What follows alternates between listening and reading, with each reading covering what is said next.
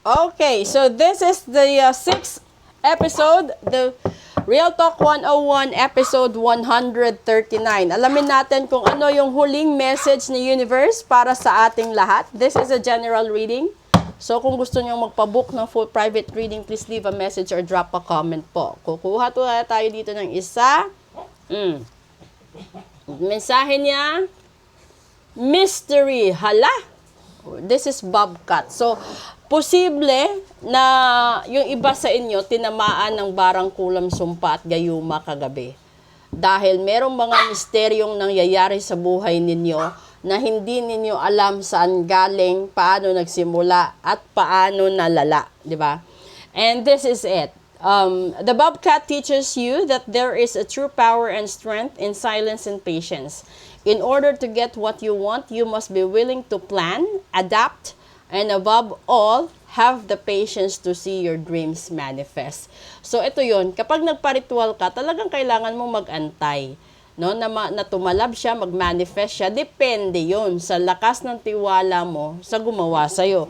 So kung ito naman ay tungkol, real talk ha, tungkol sa mga taong halimbawa, pinabarang ka, pinakulam ka para malugi ka sa negosyo, para mawala yung kompetisyon ninyo, kung ano-ano pang dahilan, sila, buo ang tiwala nila na talagang matutupad yung gusto nila, na mabigo ka sa pag-ibig, mabigo ka sa paghahanap ng trabaho, mabigo ka sa paghahanap ng pera, mga ganun, di ba?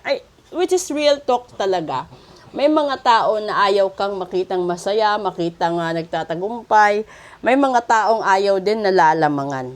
So, yung gagawin mo dyan, maglagay ka ng protection ritual sa sarili mo, sa negosyo mo, sa pamilya mo, at sa kung ano-ano pa. Ngayon, ito binibigay na sa inyo na warning ni Universe. There is a mystery going on sa buhay ninyo.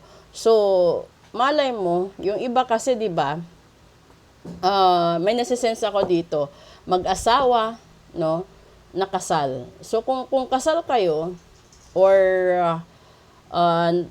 live-in kayo, no, merong mga kalaban or karibal na gumagawa ng paraan. So, kung hihintayin pa nila yung annulment, mas mahal yun. Kesa naman ibarang ka na lang, di ba?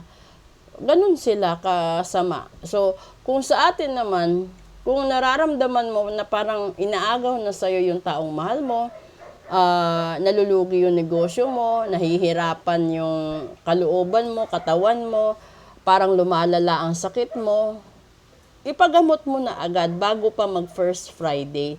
Kasi yung energy ni First Friday, papasok yan after ng tanghali ng Webes, which is tomorrow. So, lahat-lahat talaga ganun eh. So, wala tayong magagawa. Kung gusto niyo na depensahan natin yung mga sarili ninyo, gawin ninyo yan bukas or mamayang gabi para masimulan. Huwag niyo nang antayin na ikakagulat at ikakalungkot nyo, real talk. Dahil laging nasa huli ang pagsisisi. So, First Friday bukas ng December at huling First Friday ng 2024 po yan. So, ibig sabihin, kapag yung kalaban mo, pinagawa ka, posible hindi ka naaabot ng January 3, which is the First Friday of 2025.